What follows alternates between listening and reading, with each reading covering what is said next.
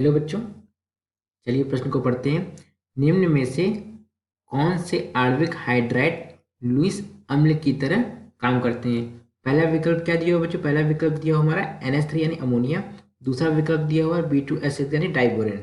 तीसरा विकल्प क्या दिया हुआ बच्चों? N2O यानी कि नाइट्रस ऑक्साइड। और चौथा विकल्प क्या दिया हुआ बच्चों? CH4 यानी मेथेन। हमें क्या करना है बच्चों? इसमें से सही विकल्प का चुनाव करना है। यानी सही विकल्प चुनाव करने का मतलब कि कौन सा आणविक हाइड्राइड लुईस अम्ल की तरह काम कर रहा है। तो चलिए बच्चों, देखते हैं मुख्य अवधारणा। मुख्य अवधारणा। देखिए बच्चों, प्रश्न में एक शब्द लिखा हुआ है। क्या लिखा हुआ है? लुईस अम्ल। तो बच्चों पहले हम समझते हैं कि ये शब्द का मतलब क्या है। देखिए बच्चों, होता है क्या, देखिए यहाँ पे कि लुईस अम्ल क्या होता है बच्चों? इलेक्ट्रॉन न्यून हाइड्राइड लुईस अम्ल की तरह व्यवहार करते हैं। देखिए बच्चों, इलेक्ट्रॉन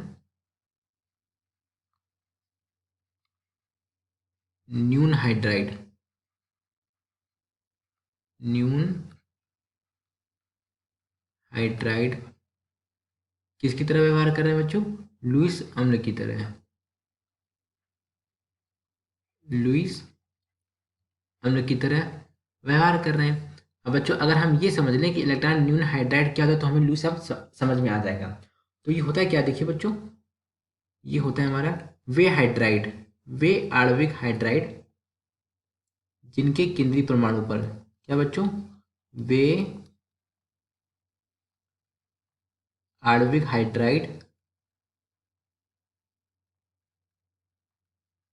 जिनके केंद्रीय परमाणु पर,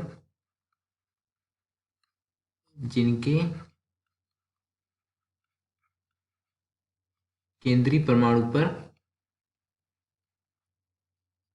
अष्टक पूरा नहीं होता। क्या नहीं होता बच्चों? अष्टक नहीं होता। अष्टक नहीं होता। बच्चों जो अष्टक नहीं हो रहा है मतलब क्या है बच्चों?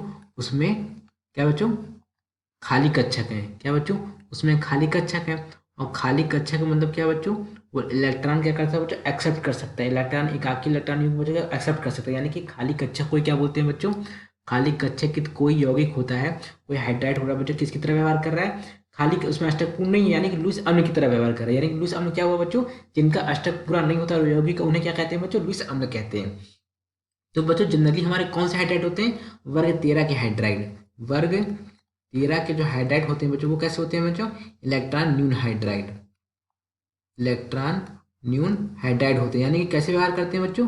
लुईस अणु की तरह व्यवहार करते हैं। अब हमें ये देखना है बच्चों B2H6। B2H6 क्या है बच्चों? देखिए हमारा, अब देखिए पहले हम B2H6 हम देखिए बच्चों, B2H6 ये क्या है बच्चों? ये हमारा बोरोन ट्राईहाइड्राइड का क्या है बच्चों? द्विलक रूप है। क्या है बच्चों? बोरोन ट्राईहाइड्राइड का द्विलक रूप है। अब हमें पता है बच्चों बोरोन के बाह्यतम कोश में कितने इलेक्ट्रॉन होते हैं? 3 इलेक्ट्रॉन होते हैं। देखिए बच्चों, ये 3, ये H और ये H। ये क्या है बच्चों? देखिए अब हमें बच्चों क्या दिख रहा है कि बोरोन का अष्टक पूर्ण नहीं हुआ। दिख रहे हैं ना बच्चों? बोरोन के पास कितने इलेक्ट्रॉन है?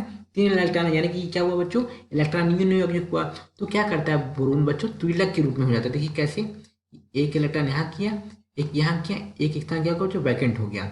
ठीक इसी तरीके से बच्चों क्या करता है हमारा, ये हमारा देखिए BH3 होता है ना बच्चों। देखिए ये 1 2,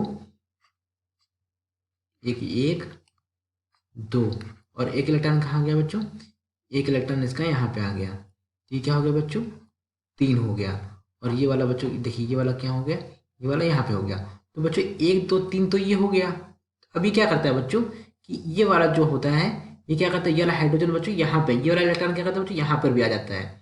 ठीक इसकी तरह, और ये वाला बच्चों जो इलेक्ट्रॉन क्या करता है बच्चों? यहाँ पे आ जाता है। तो ये क्या होता है बच्चों? इनके बीच में बंध बन जाता है। तो बच्चों ये किस तरह का रूप हो जाता है? ये हमारा B2H6 हो जाता है। यानी कि क्या हो जाता है बच्चों?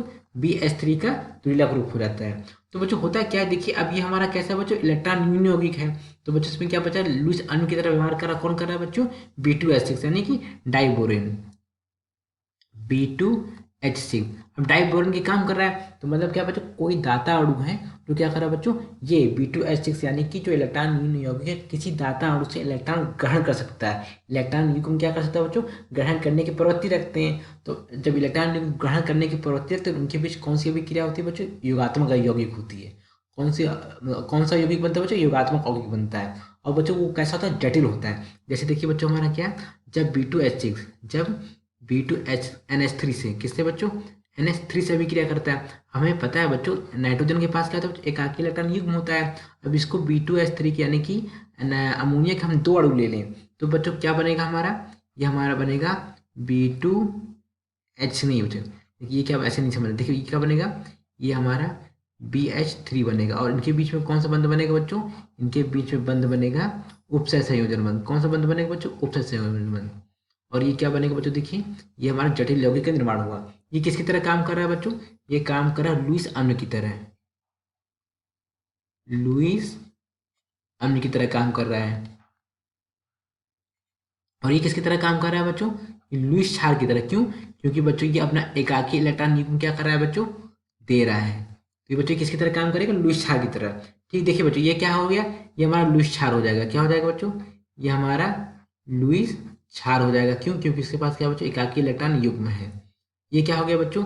ये हमारा देखिए प्रश्न में क्या पूछा था? लुईस अम्ल की तरह काम करते हैं। तो लुईस अम्ल की तरह कौन काम करेगा बच्चों? विकल्प बी।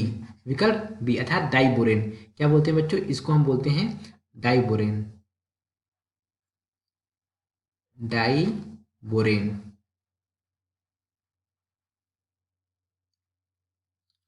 तो कौन सा विकल्प सही हुआ? विकल्प बी। आशा करते हैं आपको समझ आया होगा। धन्यवाद।